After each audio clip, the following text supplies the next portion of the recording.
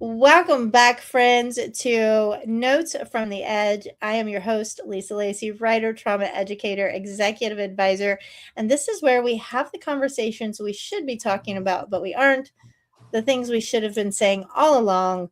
And today we have special guest Maria Alessandri, and I love her last name.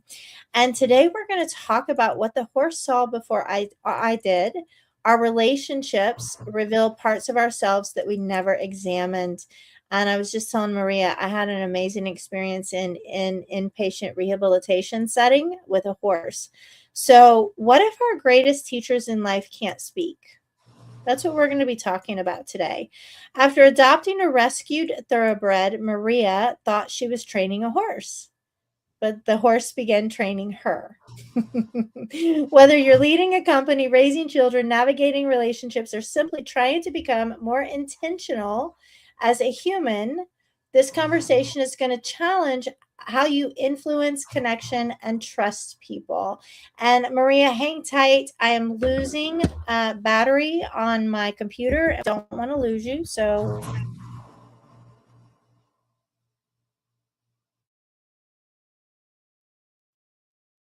I don't hear you.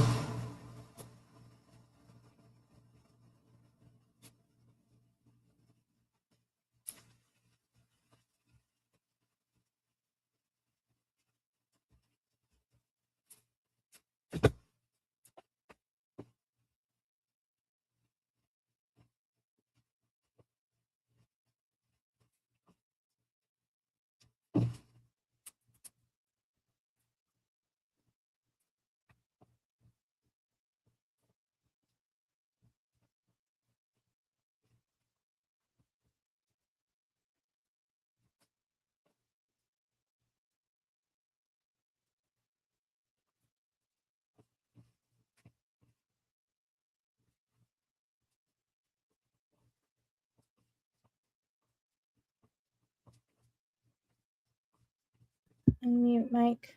Yes. Because sometimes when you unmute the mic, that helps too. All right, let's talk about this horse that taught you some lessons, my friend. I'm so excited about this. So, sometimes our greatest breakthroughs come from the most unexpected teachers. So, welcome to Notes from the Edge, my friend. Maria, you have an amazing story. You're the founder of the Horse and People Project, the author of your upcoming book. Oh, I'm so excited. I've got a book coming out too. Ask Like You Mean It. Oh, that's good. Yeah. It's More than actually out. It's out is it? Yay! Yay, yay, yay. When did it launch? When did it launch? in January. Oh my gosh, that's so exciting. So, more than 20 years ago, you rescued your horse. And since then, you've had an amazing journey. So, we always start off with your origin story. How did you end up helping people the way you help them now? Walk us through that. Such a strange winding path, right? Yes, Uh, always. Always. But I've always been obsessed with horses. So I grew up in New York City. My parents were from South America.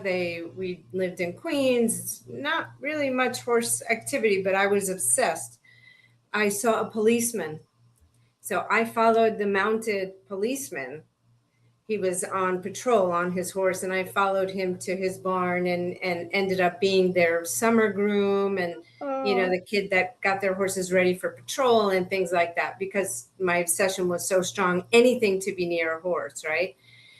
But then I went on with my life, college, graduate school, MBA, corporate life. Horses were always in the background. I would lease somebody else's horse. I would borrow a horse. The horses were never out of my life, but I wasn't in a position to have one full time. I also have 5 children, so in the middle of like working, and I'm in Maryland. Um, Used to work in DC, so I would commute to DC, and then just a lot wow. going on. I finally decided over 20 years ago, I adopted a thoroughbred. He actually was in a kill pen. And Mm, so a lot of people don't know that, yeah, horses, if they don't make it, especially thoroughbreds, if they don't make it on the track, they just end up in a kill pen, and they're mm, sold for meat pretty much. So, but I worked with this group out of Delaware that goes to the kill pens, and they just bid more than the kill buyer. the meat man. They bid a few hundred more and they get the horse. So I adopt this horse, I bring him home, and things are super rocky because I thought, yeah, I completely overestimated my abilities in training. Yes, it was very scary. Like many sleepless nights, like what have I done? What have I done? So slowly I find this training that really appeals to me called natural horsemanship. And it's really based on slowing down.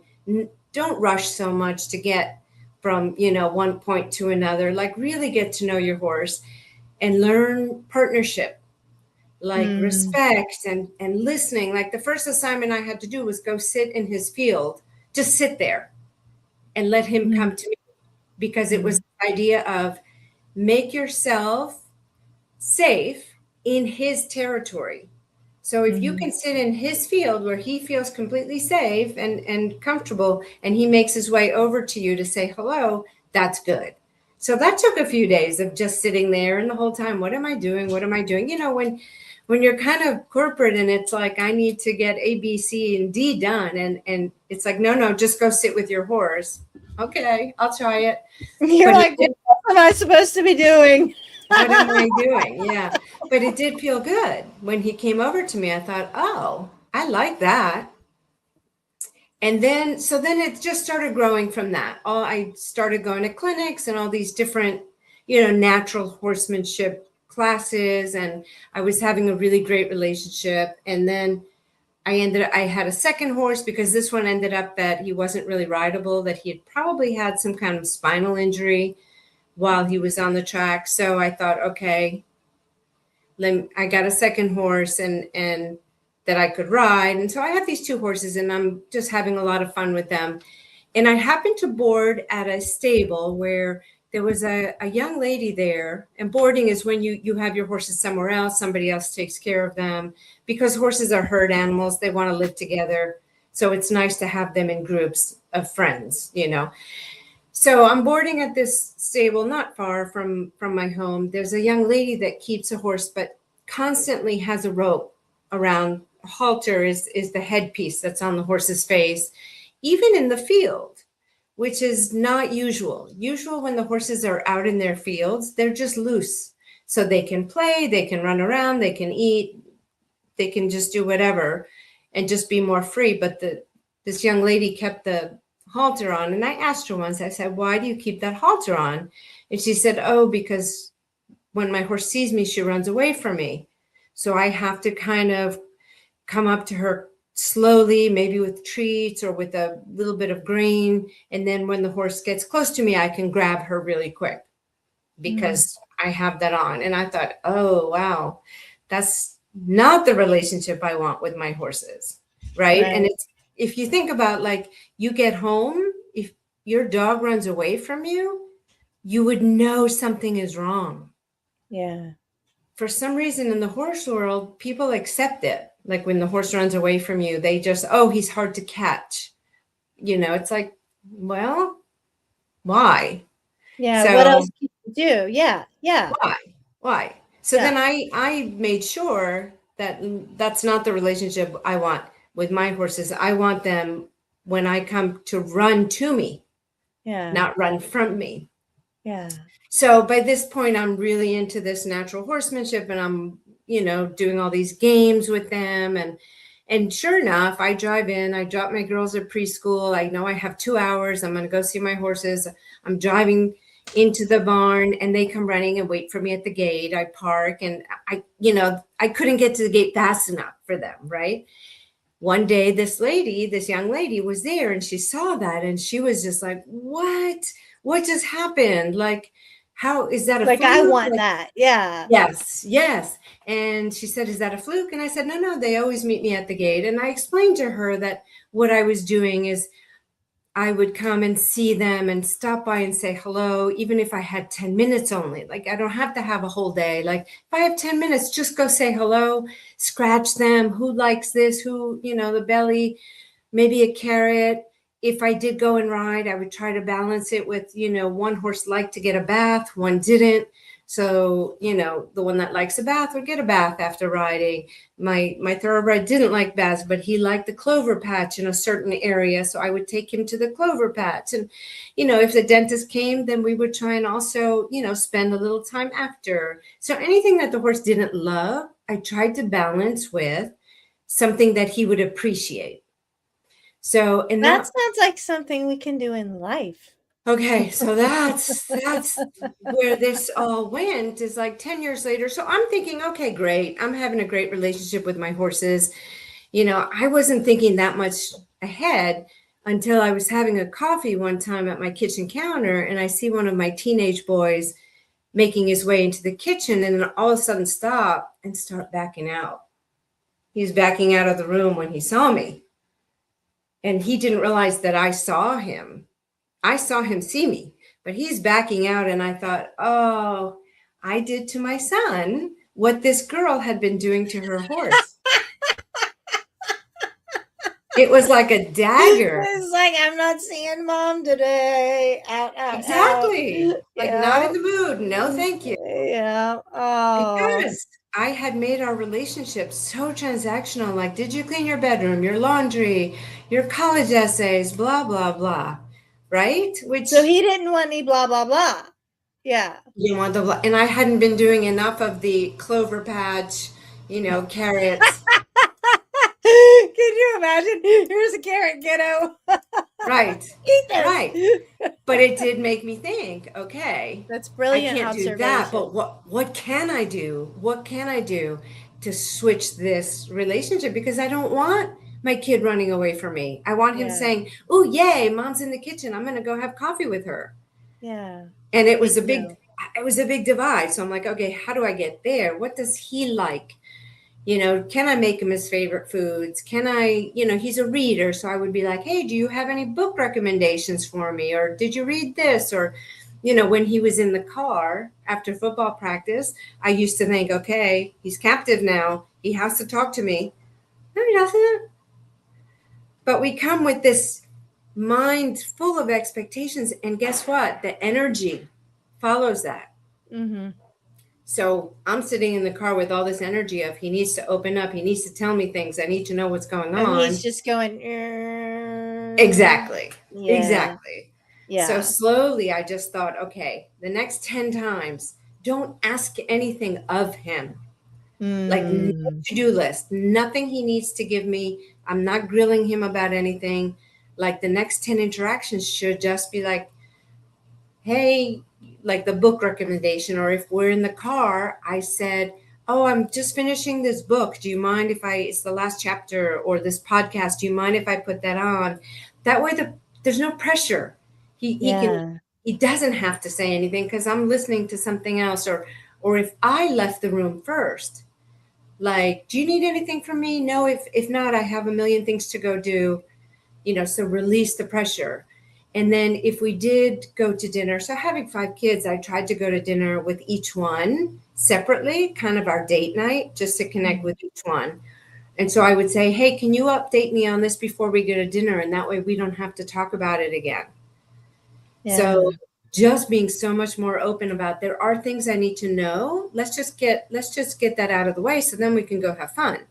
Yeah, I love that. So release and then that way I get to go to dinner and have fun too. And I'm not thinking in my head, got to take care of this and this and this and this and this and the list, right? The list. And how can I get this information out of him and, leave that energy behind. So it was the horse. Definitely, I thought I was just having a great relationship with my horses. I didn't realize, like, all these lessons were starting to spill over into my human relationships.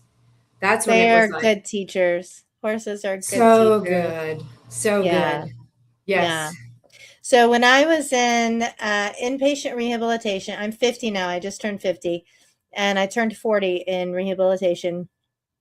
And I went to a dual diagnosis center thinking I had maybe a bad marriage and a slight drinking problem. I came out with a chart this thick.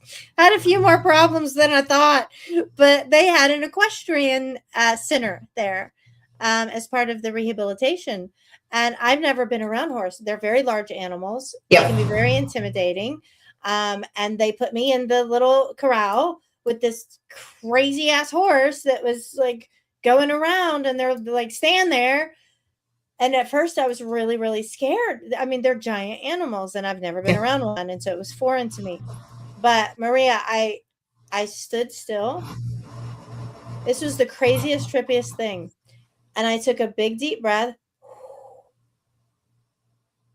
And that horse stopped and came to me. Was crazy.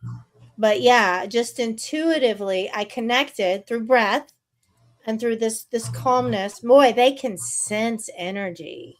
Yes. And you know what? When people say don't let a horse know you're afraid, no, he already knows it. Yeah. Don't fake it. Yeah. That they don't like. They don't like when we're fake. Yeah. I had a client once working with the horse, and she's smiling and asking the horse to come. He would not come anywhere near her. He was just like, come here, the horse, come here, the horse. And he's like, oh no, this lady's scared to death. He's like, I can't trust that, because what I'm seeing and what I'm feeling are two different things, and I don't trust it. Isn't that a lesson for life? Yes. Actions and words, and trust your gut. Like horses trust their gut, right? Like, yes. I'm very much a dog person. My second or third memoir will be Dogs Don't Gaslight, because dogs are such great witnesses. They like you if they like you. They don't if they don't. If they make up their mind, they never change their mind. And if they pick you, they are loyal to you for life. Yeah. Yeah. Yeah. Yeah. It's a lot of similar. Yes. Now, yeah. And a lot of the issues also comes up because we're predators. Right? Humans are hunters. We're predators. A lot of what we do, horses are prey. They don't eat other animals. They eat grass. They run when they're scared. So really, we shouldn't be friends at all. So the fact that horses are willing to work with us is a gift. And the fact that you had that, experience where the horse came to you, like, that's a gift, because he's coming to you. He's believing you. He's trusting you. And so it becomes like an honor, like, okay, I have to live up to this now, because it's 1,000 pounds of an animal that could kill me. Yeah. So it taught me a lot about energy and breath. Yes. And how important and valuable that was. And again, the dual diagnosis center that I was in, because it addressed mental health concerns and it addressed any addiction components, was the beginning of my healing journey. But that was such a profound moment in that little corral that yes. And that reminds me, I had a client one time where she stepped in, and we were working with, I had a quarter horse named Rocky, and quarter horses, he was 28, like older guy. He was not into running around. Like, he was just semi-retired, living a good life. This person stepped in and he started running around like crazy.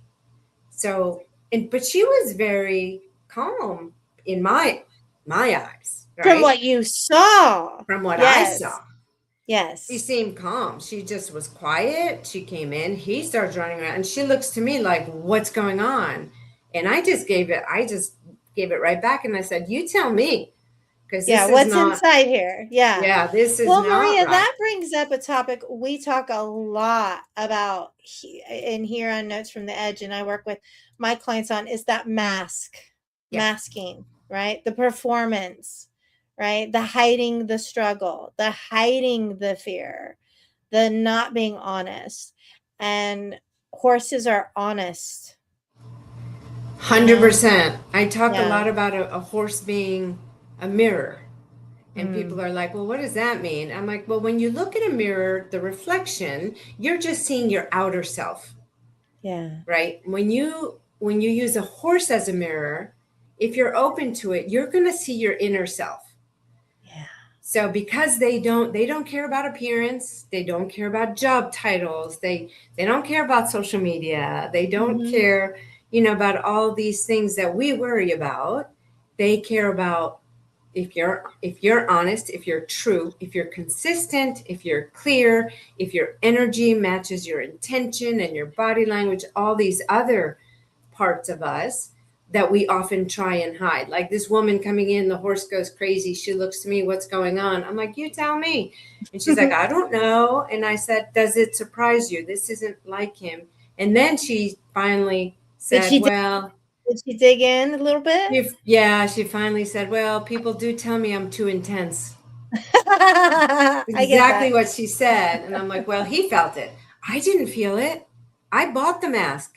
I didn't feel it. I think sometimes we've learned to be a little tone deaf.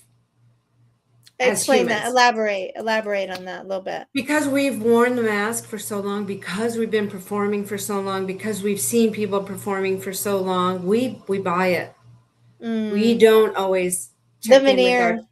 Veneer. Yeah. And we're just not, I think kids are a little bit more open to feeling energy.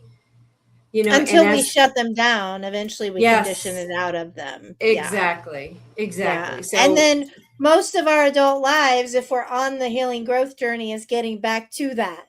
Yes. Thing that was conditioned out of us, right? Yeah, absolutely. Yes. Well, leadership without control. Okay, your work challenges traditional ideas of leadership. Let's talk about that. So what does real leadership look like when it's not built on dominance and fear? Because that kind of sucks. Yeah. Yes. I always work with horses when they're loose. So like you said in the round pen, I have a round pen. We work with the horse loose because I don't want to rely on pulling, dragging. I want to learn how to lead from behind, first of all, because horses, their power is in their hind end. So that's where I get them moving, was when I lead from behind. And in human terms, that's like supporting and encouraging. Yeah. So I don't want to drag you. I want to support and encourage you. Even with children, I want to support and encourage you to do the right thing. Not because mom said, not because the boss said. It's you want to teach your staff. You want to bring out the best in people, not because they're afraid of you. And I have had plenty of corporate sessions where I see that that's the dynamic. Even one time I asked one of the managers, do you guys have a high turnover? Because of how domineering the big boss was.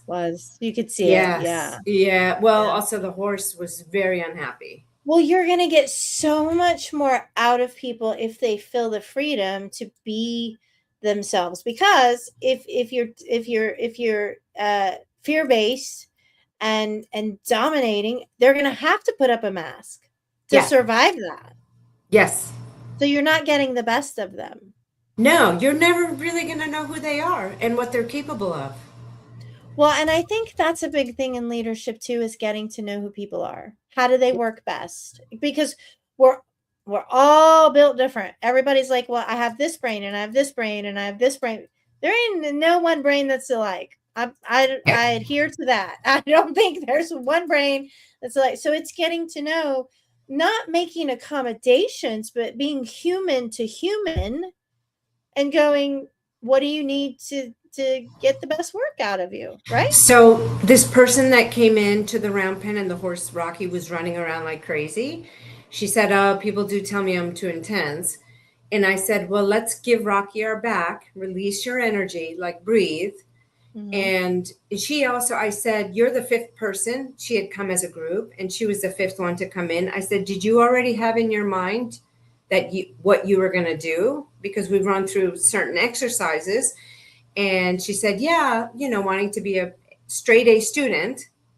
Mm-hmm. Again, she came in with all that energy. And I said, you're blocking any kind of communication. You came with your list and you're not waiting for him to respond. You already had it figured out, not curious. Yeah. Right? Curious. Not curious. And you mentioned the word willingness. I think curiosity and willingness are two of the most beautiful, overlooked emotional intelligence skills that we could talk about. Because if you're willing to consider, right? Think about that. So you're not changing. You don't want to change. Change is hard. But if you tell yourself and say aloud, I'm willing to consider changing, observation is not neutral. That's quantum physics, is quantum mechanics. The minute you say that, the minute you make that acknowledgement, you've already done 75% of the work.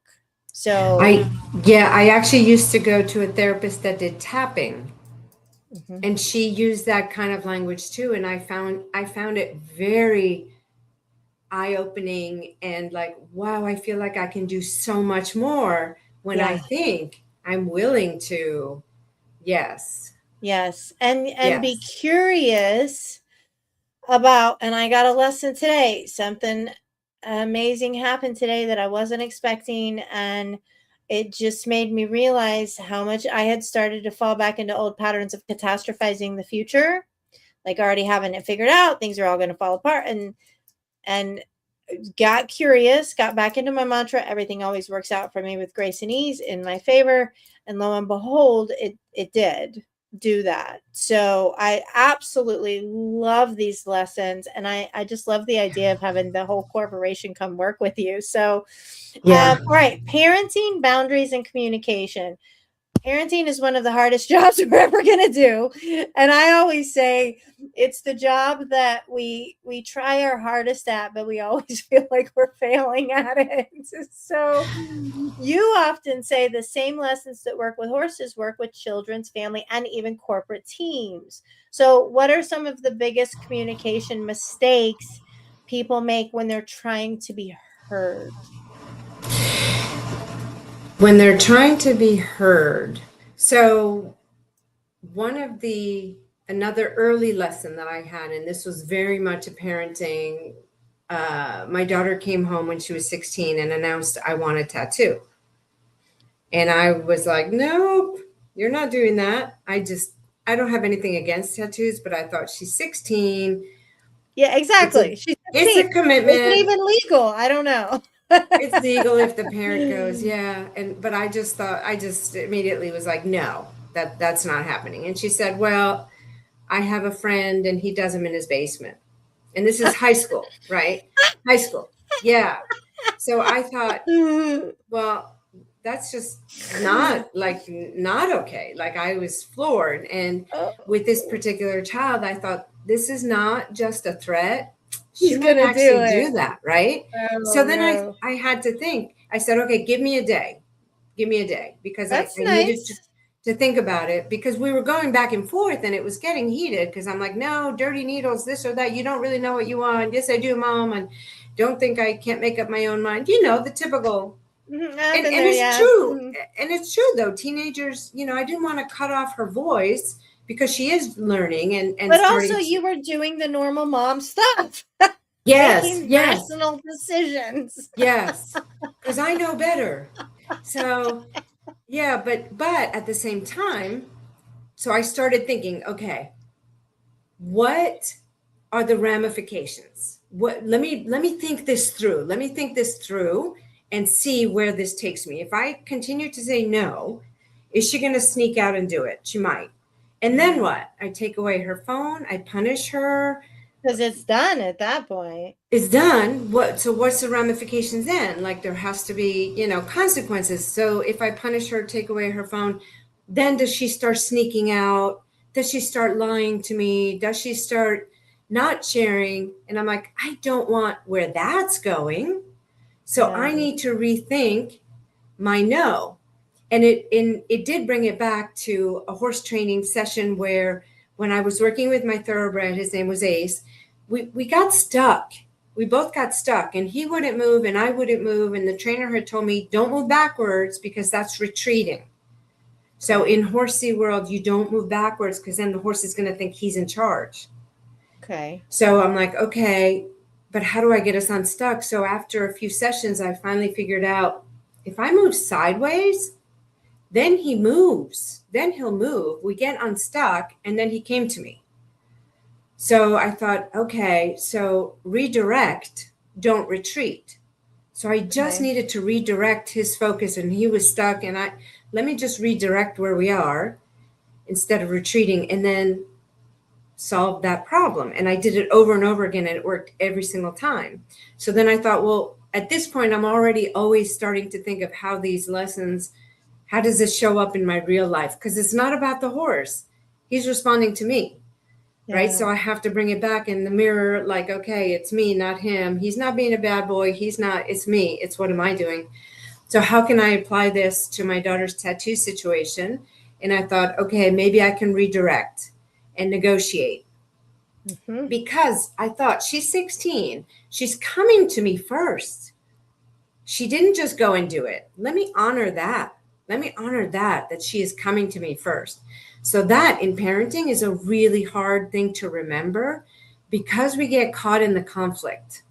Mm-hmm. And to remember the relationship is more important than the conflict.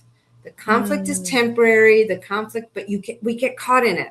We do get caught in it. Yeah. We get caught. What I love about what you did was you took time. You asked for time first, and that's okay to do. That's very skillful to do. So how did you step sideways with her? So we negotiated. I said, okay, you can pick the design and the placement, but I get approval. Okay. So I wanted to make sure it was something not huge, not highly visible. She can show people, but it's not, out in the open. And then I would pick the studio so I could check what the reputation was and all that. And I would go with her. And she wanted me to go with her, and I would pay for it. And I would pay for it because tattoos are expensive. So for her, they are expensive. My daughter has about 31 of them. She's got patchwork tattoos from about here down now. Yes. We had the same discussion when she was 16, but it was about piercings. So because I was like, not until you're 18 with the tattoos. And boy, did she go nuts at 18. But we started with an ear piercing up here, right? So we had to do the same thing, negotiate. I picked the place, make sure it was sterile, all of that, and went and signed for it. Yeah. And again, for me, it was about leaving the lines of communication open. Mm-hmm. So if she was coming to me, now I have other children that I could have said, wait till you're 18, and they would have been like, okay, that's fair. Yeah. But I knew with this one. So again, your point about getting to know individuals individually. Yeah. You have to get to know. You have to ask questions. Yes. You have to ask questions. I think one of the strongest, easiest questions to ask people is, how can I best support you right now? Such a powerful question. How can I best support you right now? Not how can I help you, but how can I best support you, uplift you, inspire you? It's getting into that, what do you want and need so that productivity is high on your team, so that turnover is low, so interpersonal conflict is low. I mean, the studies show that if you have emotional intelligence programs in corporations, turnover is low, interpersonal conflict decreases by some crazy number like 25%, productivity goes up 50%, just because everybody is emotionally regulated and they're communicating effectively. So the psychology behind the lessons. So my work explores the roles we perform to survive, like the people pleaser, the fixer, the straight A student. Do you see similar patterns in the clients you work with, the roles? Yes, but the horse ignores it. Knows. Yeah. Well, because even so, back to this person that my quarter horse Rocky was running around like crazy. I said, okay, take a breath, give him your back, wait for him to come to us, because we needed to let him find the settlement. When you too much, people jump the gun and go after. And it's like, no, we have to wait. Let him process. We're not good at waiting. We're just standing. No. I know. I might have to give myself a lesson after we're done with this podcast, because I'm not good with waiting. I want to do something. Well, it's the uncertainty, right? It's where it is practice to find that stillness. Yes. To find that breath. Yes. To find that inner whisper. Yeah. And to be okay being alone with ourselves even takes practice. At least for me, it did at first. I'm a little bit more on the introvert, so I'm happy to just sit with a book, sit by myself. I can eat dinner by myself. I can go biking on but waiting if I've asked for something, waiting for a response, I find very difficult. So what do you do in the interim? Tell people, what do you do in the interim when you're waiting and you know that you don't have a lot of patience for waiting? What have you learned from horses in terms of what to do for people right now who don't know if the job is coming, or they don't know if the closing on the house is going to come through, or they don't know where the next check is going to come through, the waiting, the unknown, the uncertainty. What have you learned from horses about that? I learned from horses that we think it's a long time, but it's not. Because sometimes I've been waiting for the horse and it's probably 30 seconds, but it feels like forever. So it's okay to wait. It's okay. Wait, sit back. I also meditate and pray. And so, but I have a sticky note on my wall that says wait, because also, do you know human design at all? I do. I actually used to teach it. Yeah. Yeah. Okay. So I'm a generator. So I think I have to like generate. I have a hard time waiting. See, I'm a manifester, so manifestors need generators because we're like burst mode, and then we're like, oh, I gotta rest. Yeah, it's so funny. So this woman that had come in, the horse went crazy. She told me, yeah, my staff is afraid of me. They get quiet when I walk in the room. Oh. And I'm like, that's exactly what the horse just did. Yeah. So now the horse is telling her. So she wasn't listening when it was people telling her, you're too intense, or, people are afraid of you. She's like, oh, they shouldn't be. Or, well, the horse is telling you now that he's uncomfortable. Did she listen? Yes, because she came out again a few months later and it was a different story. Wow. Yes. The only thing I just got chills. So cool. What she did fight back about, I said, how can you help your staff feel more comfortable when you walk in the room? And just brainstorm. Like I do have also a life coach. And so just trying to brainstorm, can you make small talk? How was your weekend? Has anybody seen the latest episode of whatever the big show is at the time? Yeah. And she said, I hate small talk. I won't do that. I said, okay, then what would you do? Because at this point, it's not about you. It's about getting the people around you to be a little bit more open and feel a little bit safer around you, because that's the bottom line, is they're not quite feeling safe. Foundation. Yeah. Yes. So even if you don't like small talk, can you find a way to engage a little bit more and see how people get more comfortable and more open, and that way they might be more willing to come to you when they're having a problem with an assignment because they hadn't been. Yeah. So yeah, she came back a few months later and it was like, oh, I can't believe this is the same person. That is awesome. That is awesome. Yeah. I love that. I've had plenty of instances where I'm like, yeah, I doubt this person is going to make a change. That would be my mother. Yeah. Some people are just not going to be. And I think that's an important lesson alone, is that some people are not going to be on the growth path this time around, and we have to meet them where they are. We can set boundaries. We can only talk about certain things. We can control how much time we spend. We can close down the conversation if it goes to a place we're not comfortable with. But you started out talking about the expectations.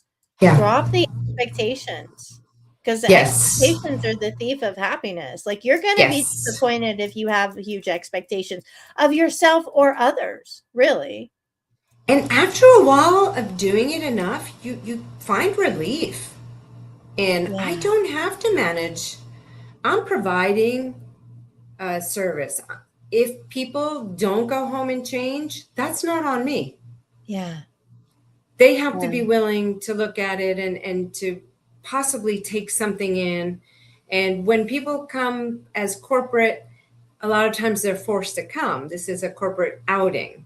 Mm-hmm. And most of the group, the horses win over, but there'll be one or two people that are still like, I don't want to be here. Yeah. Well, actually, I had a teenager one time, 3 moms and 3 boys. And the boy, when one of the boys got out of the car, slammed the door, stands like this the whole time.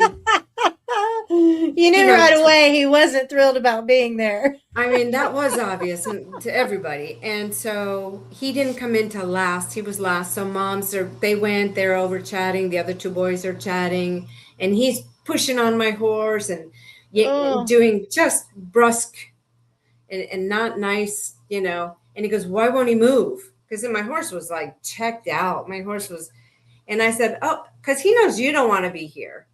So he's not going to do it either. Like, if you're not really going to be involved, he's not going to waste his time either.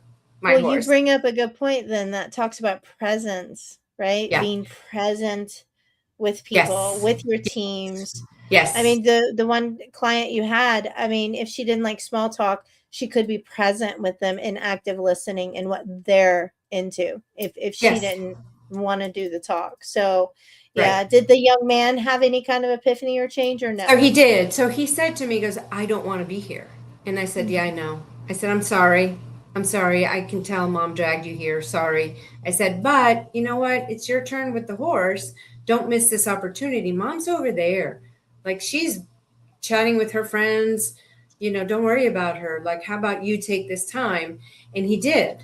And he slowly became present. My horse connected with him. Within 10 minutes, the horse is following him around like a puppy dog.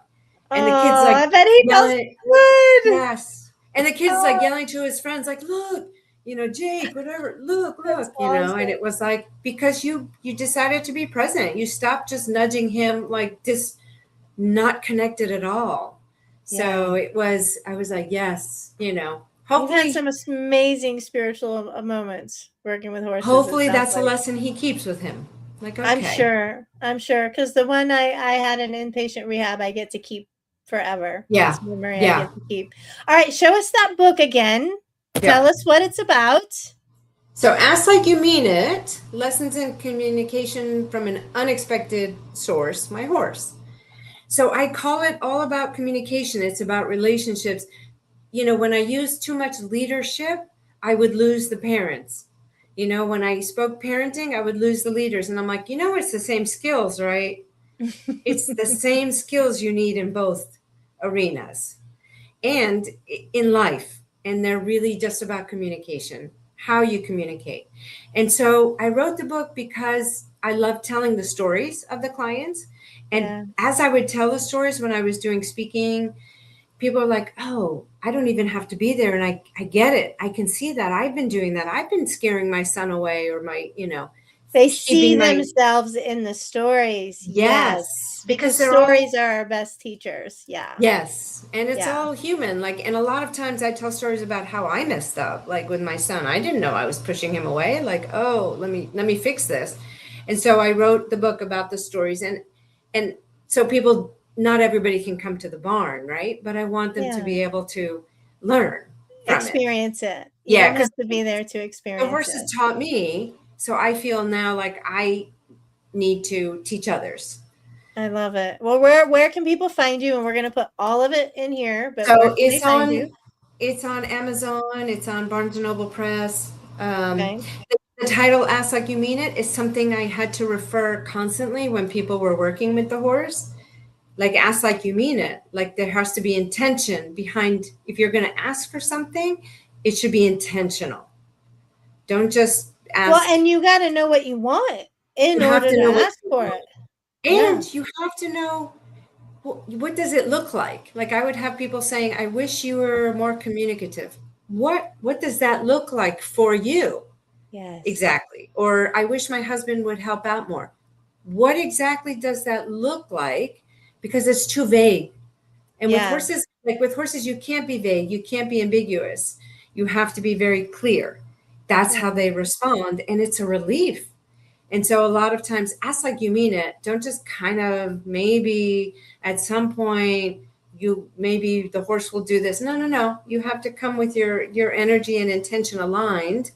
Like asking the horse to back up. I want you to back up 3 steps. And I would have people that would push and push and push. The horse would back up 4 or 5 steps. And I'm like, is that what you asked for? No, but bonus. I got bonus steps. And I said, the problem with that is now it's all ambiguous. It's murky backwards. Yeah, it's like, no, you need to be more intentional. You want 3 steps, ask for 3, and then release the pressure. Stop asking. Because Release the outcome. as predators, we keep asking, and it's like, no, you got to release I again. love that. Yeah. So I ask love like that. you mean it. Yeah. So All Horse and right. People Project. I'm also working on a course. So I'm Tell us excited about your about that. course. When is I'm it going to hope be out? When is it going to I'm be hoping out? by the end of the summer. Okay, And it's a perfect. set of modules, and it goes through like each of the exercises that we work with the horse in the round pen. There's 4 that I base around the book, and each one brings out a different part of communication, like asking the horse to back up is about intention and clarity. I love And that. asking the horse to go around the ring, I call that the send, but the bigger part of that is the invitation for him to come back in. I love that. So Because you have your own framework now yes, it's a whole from framework. Yes. working on this. Well, we Yes. look forward to that. Listen, my friends, if this conversation resonated with you, be sure to follow Maria's work. Look for her book, Ask Like You Mean It, and remember to ask like you mean it. Yes. And if this made you pause and look at your own relationships with communication a little bit differently, then share it with somebody who needs to hear it. Talk to them, reach out to Maria if you want to hear or know more. Maria, before we close out, we always ask our guests one question. What did you perform in order to survive? And how did dropping that role, performance, or mask shift or change your life?